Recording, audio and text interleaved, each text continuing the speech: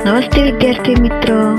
धोरण 7 विषय हिंदी इकाई 3 सच्चा हीरा। यह एक कहानी है। पेज नंबर 14 हिंदी की पाठ्यपुस्तक खोलकर रखें। इस कहानी में व्यक्ति के ज्ञान के साथ साथ उसके कर्म को भी महत्व दिया गया है। अच्छा ज्ञान अच्छी बात, लेकिन यह आचरण में नहीं है तो निरर्थक है। इस बात को रोचक से प्रस्तुत किया गया है। कुछ लोग के पास ज्ञान की कमी नहीं होती, परंतु किसी का दुख या पीड़ा दूर करने में वे रुचि नहीं लेते। इसके विपरीत कुछ लोग में विशेष ज्ञान या गुण नहीं होता, पर वे कर्मवीर होते हैं। उन ऊंचे दर्दे सेवा भाव होता है। वास्तव में ऐसे सेवा भाव वाले कर्मवीर से सच्चे हीरे है। सच्चा हीरा उसी व्यक्ति को कहा जाता है जो अपने ज्ञान और गुण को आचरण में लाता है। इकाई की शुरुआत करें। सूर्यास्त हो रहा था। पक्षी चहचहाते हुए अपने नीड़े की ओर जा रहे थे। चहचहाना पक्षियों की आवाज, नीड़ा घोंसला।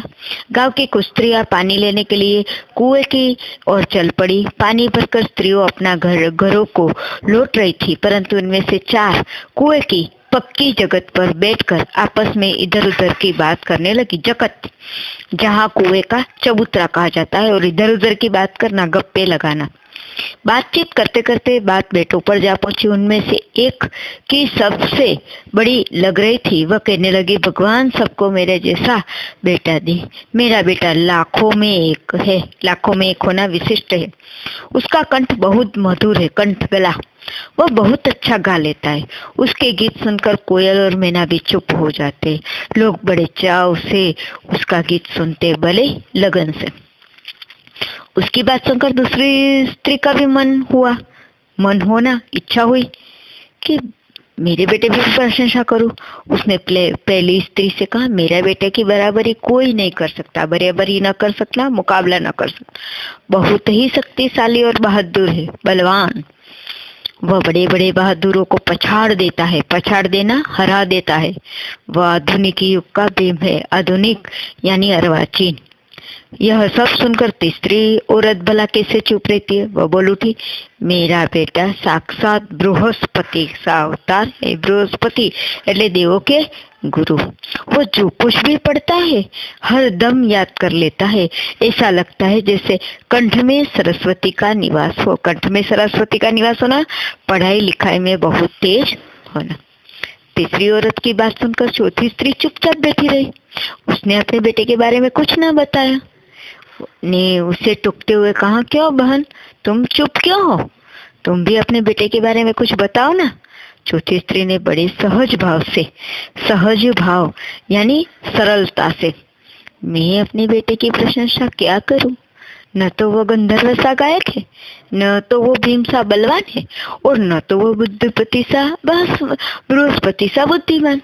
कुछ समय बाद जब वे घड़े सिर पर रखकर लौटने लगी, तब गीत का मधुर स्वर सुनाई पड़ा। सुनकर पहली स्त्री बोली, सुनो, मेरा हीरा गा रहा है। हीरा, अच्छा बेटा, तुम लोगों ने सुना उसका कंठ कितना मधुर है। वह लड़का गीत गाता हुआ उसी रास्ते से निकल गया। वह अपनी माँ की ओर ध्यान भी न दिया। दूसरी स्त्री का बेटा उधर से आता हुआ दिखाई दिया। दूसरी स्त्री ने उसे गर्व से बोला, देखो, मेरा लाडला बेटा रहा। शक्ति और सामर्थ्य में उसकी बराबरी कोई नहीं कर सकता। यह कहकर कही रही थी, और बेटा भी उसकी ओर ध्यान दिए बिना निकल गया। सामर्थ्य यानी बल। फिर कुछ आगे बढ़ी तो एकाएक तीसरी स्त्री का बेटा उधर से संस्कृत के श्लोक का पठन करते हुए आया। श्लोक जैसे अपन हिंदी में काव्य, गुजराती में काव्य कहते हैं, ये संस्कृत का गान है, काव्य गान। उसके उच्चार से ऐसा लगा माने कंठ में सरस्वती का विराजमान हो। उच्चारण यानी के बोलना, और विराजमान बैठना। तीसरी स्त्री गदगद स्वर से कहा, गदगद स्वर होना अंत्य आनंदित, मेरी गोद का हीरा प्यारा बेटा। उसे बृहस्पति का अवतार नहीं कहेगा, परंतु उसका बेटा भी माँ की ओर ध्यान दिए बिना आगे बढ़ गया।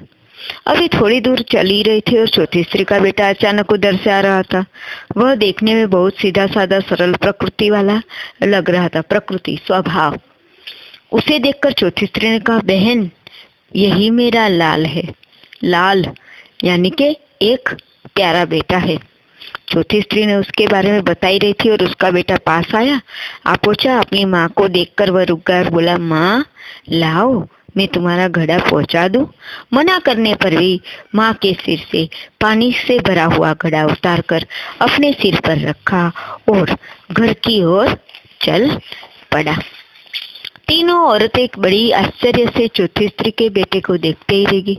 एक वृद्ध महिला जो बहुत देर से इन औरतों के पीछे चली रही थी, वृद्ध એટલે बड़ी उम्र वाली महिला, पास आकर बोली, देखती क्या हो, यही है सच्चा हीरा। सच्चा हीरा यानी कि यही है अच्छा आदमी। अब देखेंगे शब्दार्थ।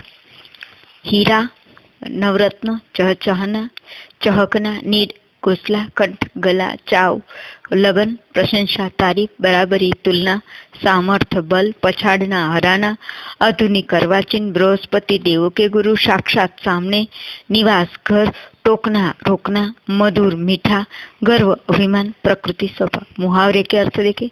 इधर की बात उधर करना, गप्पे मारना, लाखों में एक होना, विशिष्ट होना, पछाड़ देना, हरा देना, बराबरी करना, मुकाबला करना, सच्चा हीरा होना, अच्छा आदमी।